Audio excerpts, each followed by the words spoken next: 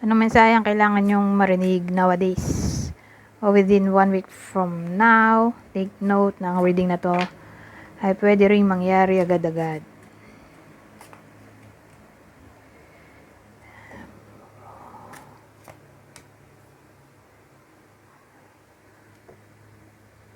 Oh, very soon daw.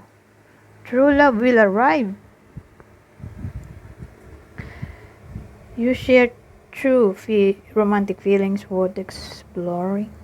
Ito, applicable lang yan sa single. Mamamanifest na raw nila ang kanilang the one.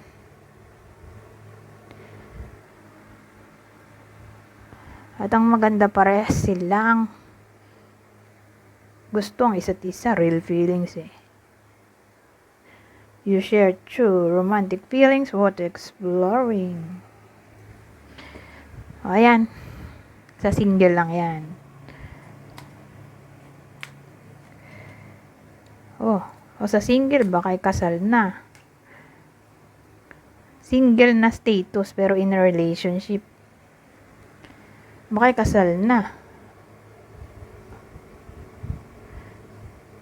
Ba't may rekindle tayo dito?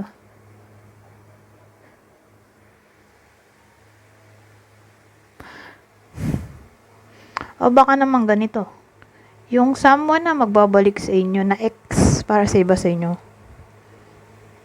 Halimbawa, magbalik yung ilan, grabe naman. Marami.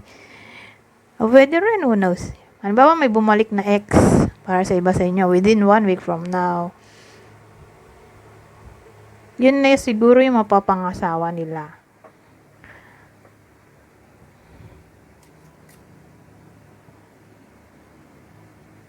Kasi may marriage tayo doon.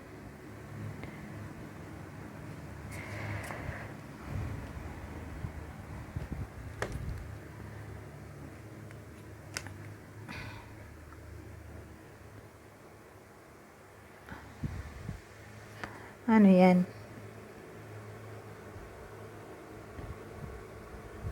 At date siguro to. May date yung iba sa inyo. Whether in a relationship o single. Magkakaroon ng date. Eyeball.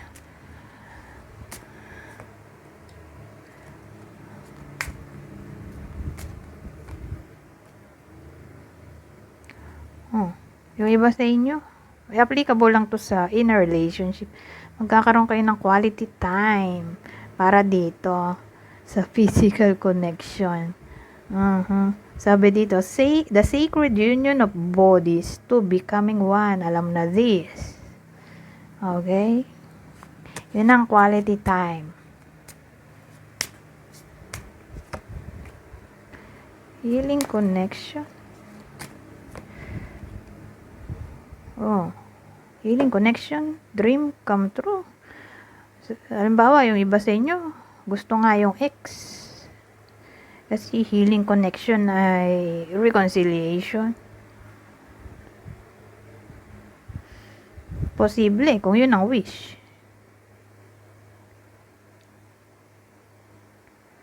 O transformation, who knows, baka nga ikasal na. Tulad sabi dito, transform daw eh. Yung romance, edi baka mag-lead na nga sa marriage. Pero kung nasa friends with benefits, edi baka mag-level up na sa relationship kung walang commitment.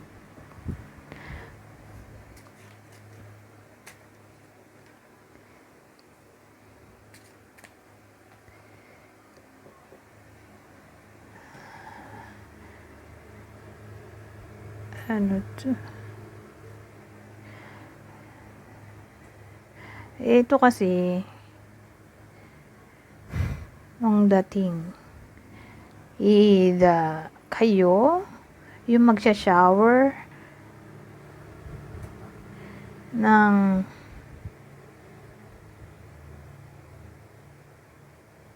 gift as a sign of care o love o ibang tao sa inyo. Kasi may love language gift giving eh. Fearless love. So, yun yung pag-show ng feelings. Sa pamamagitan ng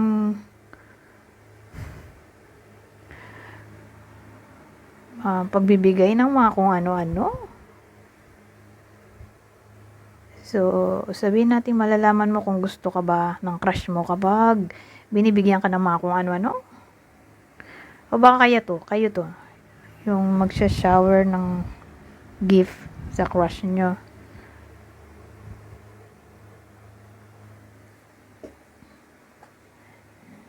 Hindi matatakot na i-express ang feelings through gift giving. Perfect match. Friends. Ano to? Perfect match friends. So. Ano yun? Halimbawa yung iba sa inyo ayaw naman ng commitment. Mahanap nila yan. Yung parang friends with benefits, partner. Ayan, kung yan ang gusto ng iba sa inyo, walang commitment, baka mahanap na nila yung perfect match. Kasi kalokohan naman yan kung ilalagay mo yan sa love. Lahat naman ay gusto ng commitment. Pero may iba din naman na ayaw. Kaya nga papasok yung friends with benefits situation. Yung parang 50 Days of Summer ba yun? 500 Days. Yung movie. Ewan ko kung yun nga ba yung title nun. Na parang na friendzone yung lalaki. O baka, nakalimutan ko na kasi yung kwento eh. Baka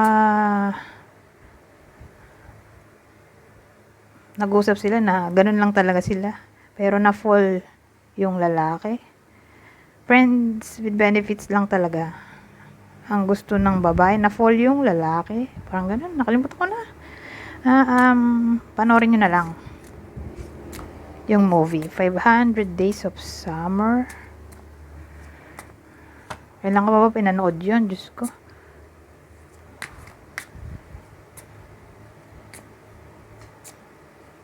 Parang isang to. 10 years na ba? O halos 10 years. Kalimutan ko na. Basta taon na. Matagal ng panahon.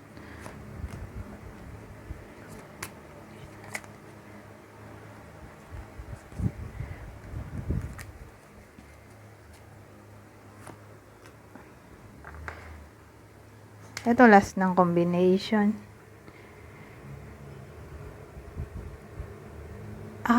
Yung iba sa inyo,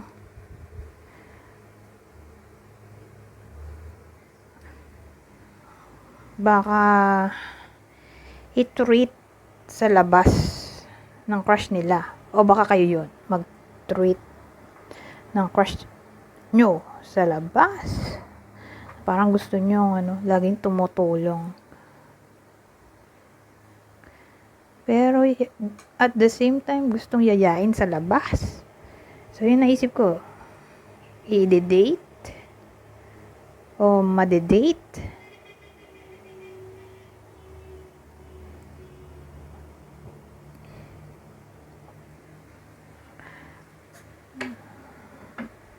Kasi yan. Anyways, hanggang dito na lang. Goodbye for now.